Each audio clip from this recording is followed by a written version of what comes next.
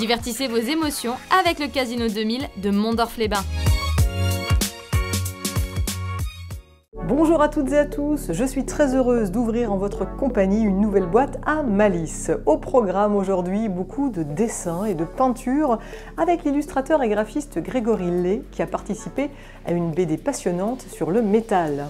Antoine Klein dessine lui aussi et peint également des animaux qui le rendent pour le moins humain. Côté musique, vous ferez connaissance avec deux des membres de Yalil qui chantent l'Orient pour mieux partager leur culture et leurs racines. Et puis bien sûr, je vous réserve quelques belles idées de sortie. Mais tout de suite, poussons les portes d'une petite galerie qui a tout d'une grande, la galerie Octave Cobel, qui a déménagé dans de magnifiques locaux rue du Change à Metz.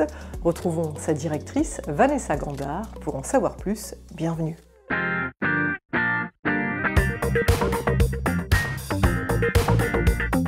What is this? What is a watermalice? What is this? What is a watermalice?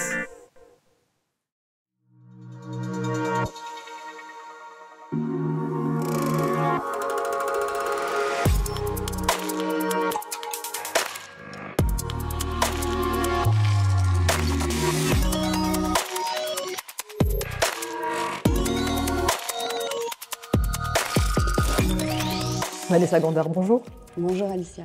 Merci de m'accueillir ici dans cette magnifique galerie Octave Cobel dont tu es la directrice depuis 6 ans maintenant. Sauf que jusque-là, eh bien, la galerie Octave Cobel, on la connaissait pour se trouver rue des Parmentiers, c'est ça exactement le nom de la rue. Et elle avait la particularité d'avoir son entrée qui se faisait par la fenêtre. Petite galerie, je sais pas, d'une vingtaine de mètres carrés à peu près. Ouais, c'est ça. Le lieu public, c'était à peu près 20 mètres carrés pour la diffusion et les rencontres avec les artistes. Ouais. Et aujourd'hui, on est passé à 300 mètres carrés. Alors, on va parler de ce nouveau lieu dans quelques instants.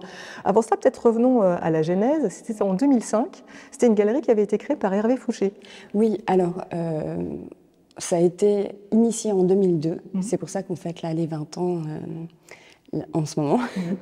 Et donc c'était une initiative effectivement de Hervé Fouché qui était à l'époque étudiant à la faculté d'art de Metz et qui a été entouré par ses professeurs dont Olivier Goetz qui est devenu le président pendant 18 ans quand même de l'association et qui l'a beaucoup aidé pour mettre en place ce projet curatorial qui était tout à fait nouveau dans la ville de Metz, parce qu'effectivement, on avait quelques lieux préexistants, mais peu qui soient alternatifs pour la jeune création. Oui. Justement, l'idée à l'époque, c'était quoi ?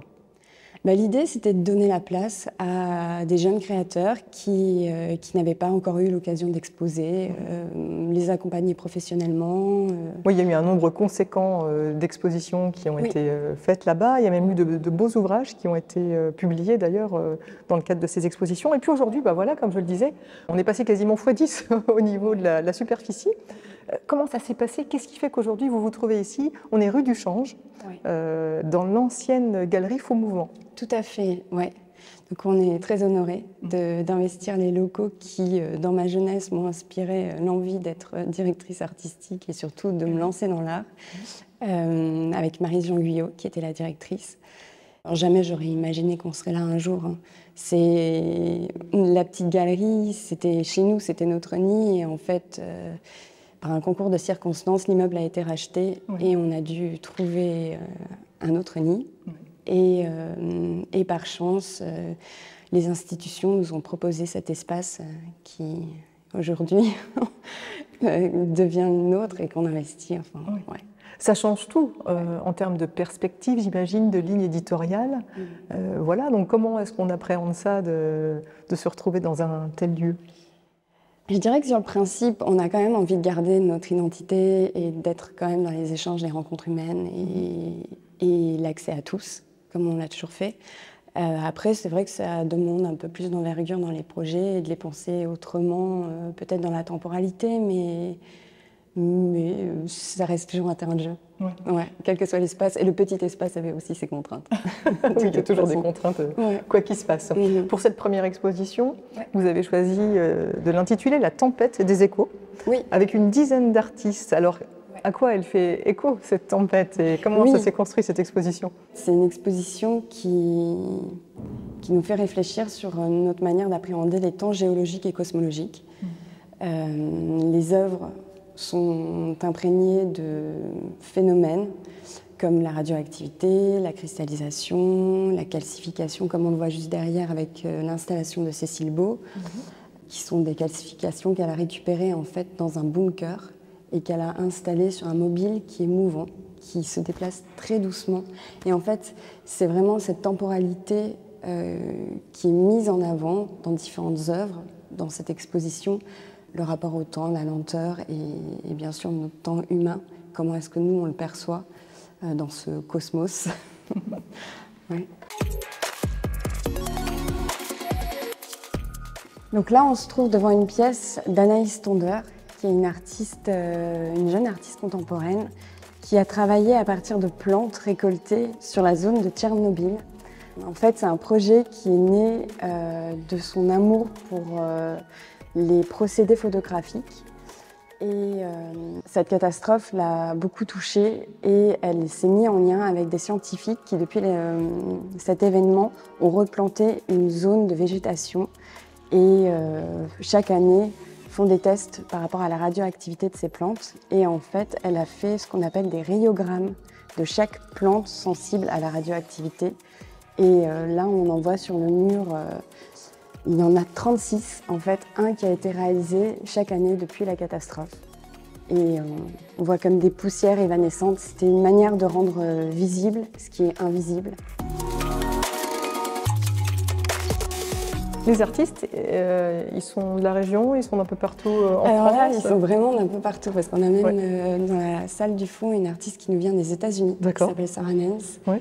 On a un artiste berlinois, mais on a aussi deux artistes de la région, Carolina Fonseca et Kim Detro, qui nous ont conçu deux visages qui se font face à face et qui ont la tête qui fermente. Donc ça donnera lieu à une rencontre aussi, parce qu'il y aura des rencontres pendant le temps d'exposition, où il y aura des dégustations, des lectures.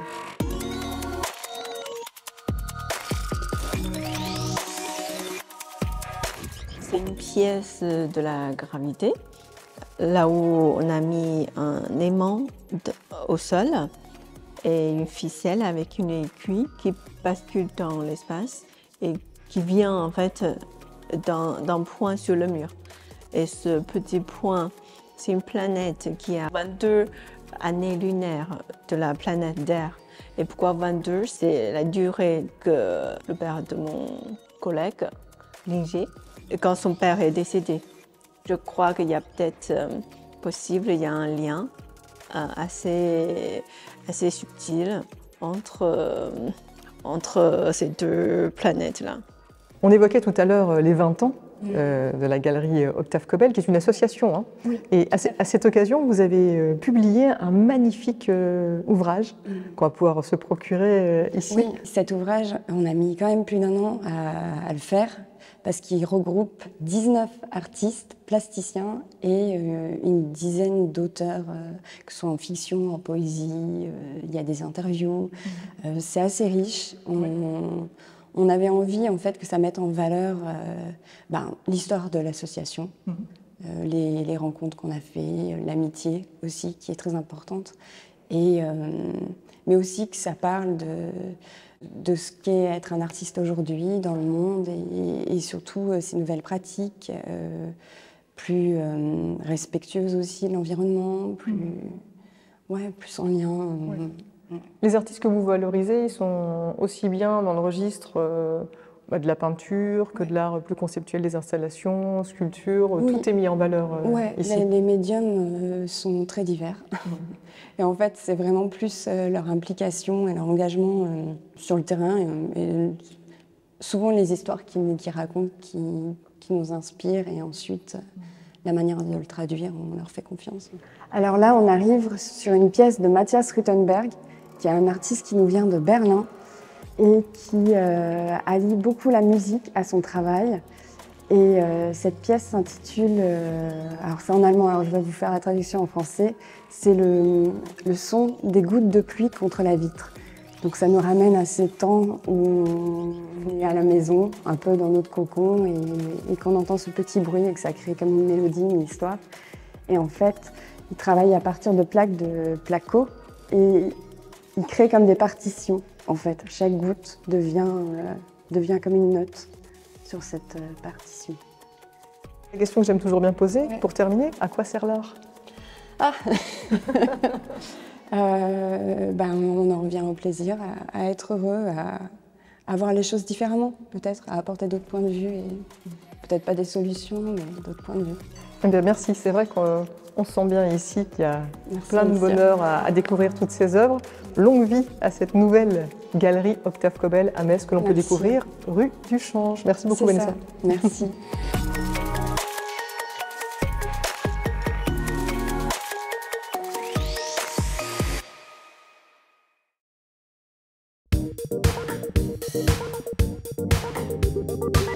Dans notre boîte à idées cette semaine, on retrouve une invitation à pousser les portes de l'Adagio Thionville pour y écouter le célèbre duo de pianistes Ludmila Berlinskaya et Arthur Ancel qui propose un concert consacré au répertoire de piano à 4 mains. Concert qui signe la sortie de leur nouvel album, Passage secret. Ils y interprètent les Jeux d'enfants de Bizet, la Petite Suite de Debussy, Dolly de Gabriel Fauré ou encore Feuilles d'images d'Aubert. Écoutez-les ici avec cette version de la Danse macabre de Saint-Saëns, c'était il y a 2 ans.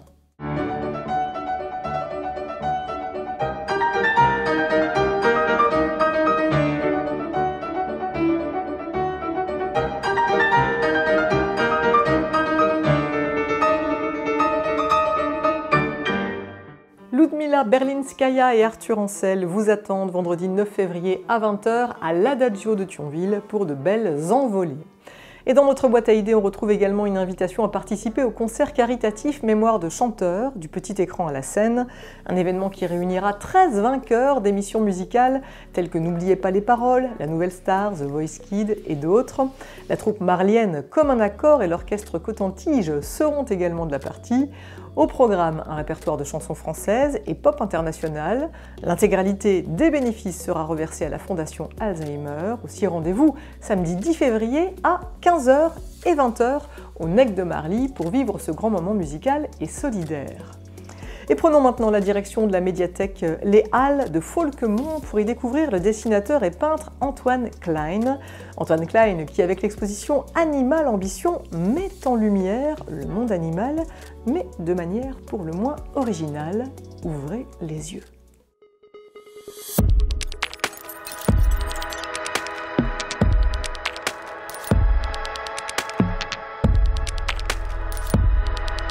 J'ai toujours aimé dessiner les animaux, je trouve que d'une part c'est très expressif et ça rejoint un petit peu le portrait humain parce qu'il ne faut pas se louper dans le regard, il ne faut pas se louper dans l'expression, c'est super important et ça dégage une certaine émotion quand c'est réussi. Alors, depuis le confinement, Antoine Klein ne cesse de les peindre. Une façon pour lui de partager son amour pour les espèces, qu'elles soient sauvages ou domestiques, de sensibiliser à leur cause aussi, mais pas seulement. Faire sortir aussi le vice de l'homme de par des belles voitures, des belles montres. Je ne citerai pas de marque, mais ce sont des choses que j'aime aussi, je le dis. Mais est-ce que ce sont des choses dont on a forcément besoin? Chacun y trouvera en fait sa propre lecture. Et c'est pour ça aussi que le titre de chaque tableau, c'est un prénom humain tout simplement. Ça permet d'éviter un titre bien précis qui nous guide vers quelque chose et ça permet à tout le monde de pouvoir interpréter la toile comme il le souhaite. Car ici, les animaux deviennent humains, à moins que ce ne soit le contraire, et dévoilent leurs secrets ou peut-être leurs failles dès lors que la lumière évolue. Lumière ultraviolette dont Antoine Klein se joue pour offrir une dimension supplémentaire à ses toiles, une mise en lumière originale pour laquelle il a collaboré avec Xavier LTS Prod. Ça permet de faire vivre encore plus les animaux. Donc il y a certaines toiles où il y a des faces cachées qui vont se présenter à nous à certains moments de l'expo, ce qui fait qu'il n'y a pas beaucoup de tableaux sur cette expo, une quinzaine, mais ça suffit largement parce qu'on va passer 2, 3, 4 minutes par tableau en y découvrant des choses. On a le banquier qui, sur son fond orangé, on va laisser apparaître tous les logos des monnaies les plus puissantes, par exemple, subtilement. On a le gorille derrière moi qui, lui, est derrière les barreaux. C'est le seul animal qui est nu. Tous les autres sont habillés, il est derrière les barreaux et à la lumière noire. On voit sur le fond apparaître le décompte des jours restants. Il compte les jours avant sa sortie, donc voilà, il y a des petits messages et c'est un jeu aussi avec le public. Un jeu auquel on se prend pour mieux se laisser surprendre, d'autant qu'Antoine Klein n'a pas fini de donner vie à de nouveaux animaux anthropomorphes. Pour cela, il ne cesse de garder l'œil grand ouvert. Il y a de la documentation, forcément sur le monde animalier, sur l'animal en question, le regard, la posture de tel et tel animal. Il y a de la documentation de posture humaine également, parce que forcément, si on part sur l'anthropomorphie, il y a la liaison entre les deux, l'axe entre les deux. Donc il y a beaucoup de documentation pour ensuite en créer une œuvre unique. Mais pour ça, je passe par des croquis. Ici, par exemple, Serge le panda, qui est en fait de base la posture de Serge Gainsbourg avec la fameuse scène du billet, que j'ai transformé ensuite, mais qui m'a inspiré sur le départ. Donc ça part vraiment de croquis papier, croquis spontanés aussi. Ça me plaît beaucoup parce que c'est ce sur quoi j'ai lancé mon activité il y a une dizaine d'années, le travail du crayon, pour ensuite dériver vers la peinture. De quoi, mine de rien, poursuivre sur la voie qui l'anime, celle d'un monde où l'homme ne chercherait plus à prendre toute la lumière. Antoine Klein et son exposition Animal Ambition, qu'il entend bien faire voyager, suivez-le sur les réseaux afin de le solliciter ou d'acquérir un nouvel animal à la maison. Et faisons maintenant une pause musicale avec Yalil, un groupe magnifique qui s'est constitué dans le quartier de Mesborny en 2019 sous l'impulsion du musicien d'origine syrienne Salem Nassif. Ce dernier a rassemblé des amateurs de musique et des professionnels autour de la musique du Moyen-Orient, avec cette envie de la partager au plus grand nombre et de rendre hommage à leurs origines, à leurs traditions. Au fil des années, le groupe de musiciens s'est agrandi, passant de 6 à près de 18 musiciens, chanteurs et chanteuses.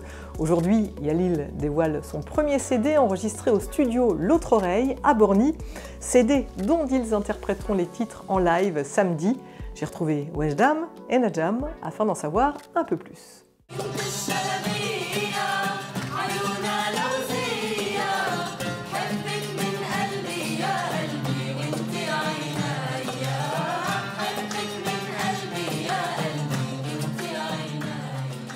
C'est souvent des textes qui nous sont envoyés par des auteurs syriens ou autres, un peu éparpillés tout autour du monde et qui nous ont découvert et qui avaient envie d'un peu de participer en fait à ce beau projet-là. Et donc ils nous ont envoyé des textes, donc des poèmes ou des chansons. Et Salem a composé la musique autour de ça. Et on a un peu tous mis notre pierre à l'édifice parce qu'au fur et à mesure des répétitions, une idée d'une musique s'est vraiment formée et ça a donné une très très belle chanson. Donc dans le CD, donc, il y a bien les deux. Il y a des musiques très traditionnelles qui sont connues depuis des années et des chansons qu'on a composées depuis 2019.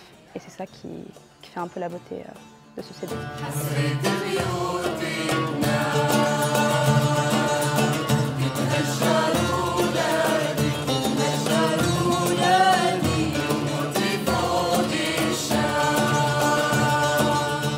L'âge des personnes du Yalil allait entre 17 ans jusqu'à 70 ans.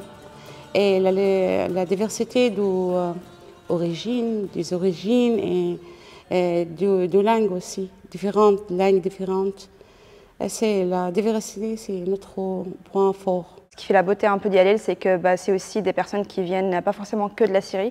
On a donc bien sûr évidemment des Syriens, mais aussi des Syriens palestiniens, des Tunisiens, des Libanais, des Algériens, si je ne dis pas de bêtises, et des Français bien sûr.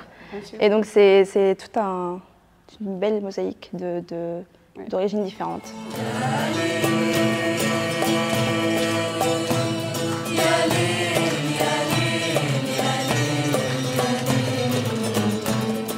On va faire des musiques, on va chanter des chansons dans le CD et aussi on va raconter l'histoire du Yalil parce que c'est une histoire symbolique d'une famille réfugiée en France, une famille syrienne qui vient de la Syrie, qui fuit la guerre et les violences là-bas et qui sont venus avec un instrument musical oriental. Et, on va raconter l'histoire de la lutte. C'est pas seulement l'histoire d'un groupe de musique, c'est vraiment comme elle a dit, une histoire un peu symbolique de réfugiés qui vont, grâce à un projet, un peu tout reconstruire. Et ce projet-là, en fait, c'est pas seulement un projet pour eux, c'est comme c'est un espoir, en fait. C'est un espoir d'une nouvelle vie qui va être construite, c'est l'espoir de pouvoir s'exprimer d'une autre façon que juste avec la langue. Et donc, oui, on trouvait qu'elle méritait d'être racontée.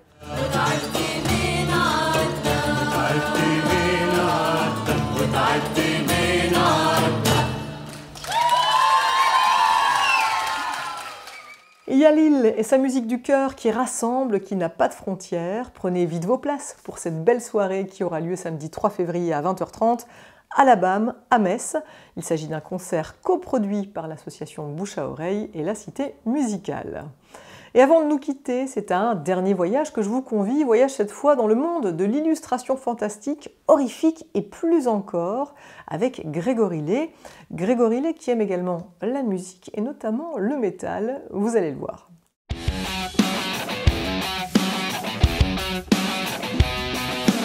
J'ai vraiment un goût prononcé pour tout ce qui est fantastique, horrifique. Parce que c'est un univers déjà esthétique complexe et que j'aime beaucoup.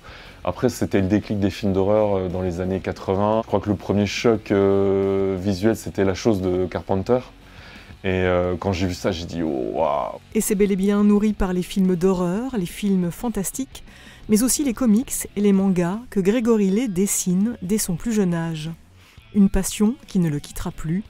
Sous ses mains naissent des monstres et des créatures qui lui permettent de s'évader, d'explorer d'autres univers, des monstres inquiétants, mais pas seulement. J'ai toujours aimé ce double discours, la créature qui fait peur, mais qui finalement n'est pas effrayante, et on a toujours peur de ce qui est différent. Et moi, j'ai toujours aimé ce discours, méfiez-vous, on n'est pas forcément ce qu'on dégage envers les gens. C'est donc riche de toute absence de jugement et d'une curiosité couplée à une recherche visuelle permanente que Grégory Lay nous embarque dans ces mondes.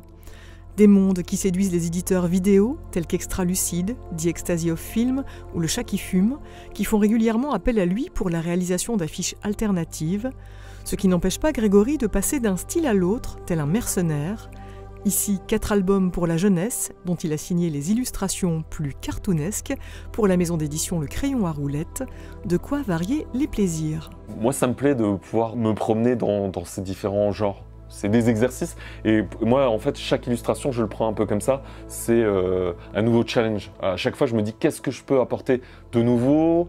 Pas forcément rentrer dans une routine et d'apporter quelque chose de nouveau ou d'expérimenter un truc que j'avais jamais fait en me disant, ouais, est-ce que ça va marcher? Et ça marche, comme avec ce premier long métrage de Fabrice Blin, pour lequel il réalise le concept art, des affiches, les illustrations du générique et même un grimoire.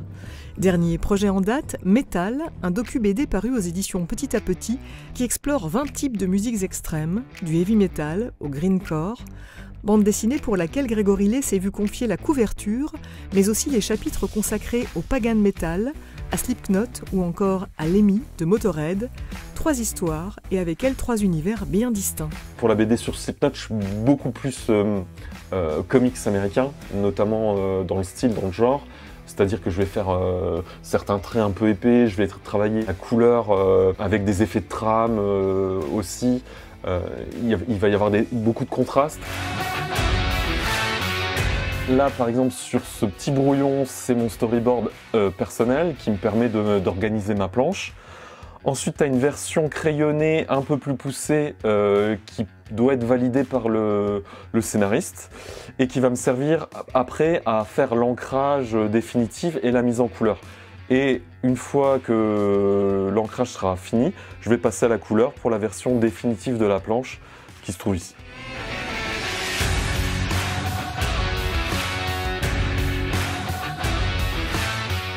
Sur la BD, sur Lemmy, là je suis beaucoup plus sur des nuances de couleurs un peu fantasmées, un peu oniriques. Je me suis imaginé une scène un peu à la Shining où il parle avec, finalement il parle avec des gens qui n'existent pas. Et Lemmy, il était fan de Little Richard. Et je me suis dit, ah, ce serait cool de glisser en petite référence, peut-être personne ne l'a vu, mais de glisser Little Richard en barmaid, qui lui parle un peu de temps en temps, qui lui sert des coups à boire. Ça, c'était le petit clin d'œil que je voulais glisser là-dedans. Et par contre, pour la BD sur le Pagan, j'ai voulu partir dans des couleurs flashy.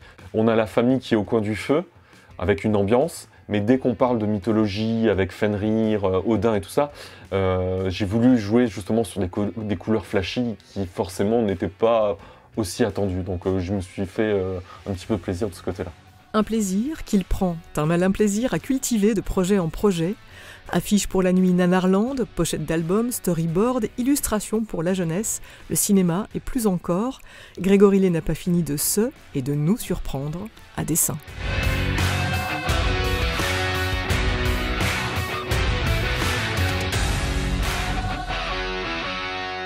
Et bien sûr, toutes les informations au sujet de Grégory Lay vous attendent sur son site genghiskhan-artwork.com.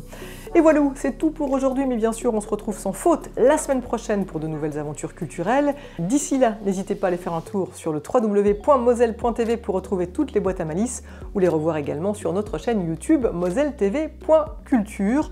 Prenez soin de vous et surtout, faites le plein de beau. Allez, bye bye.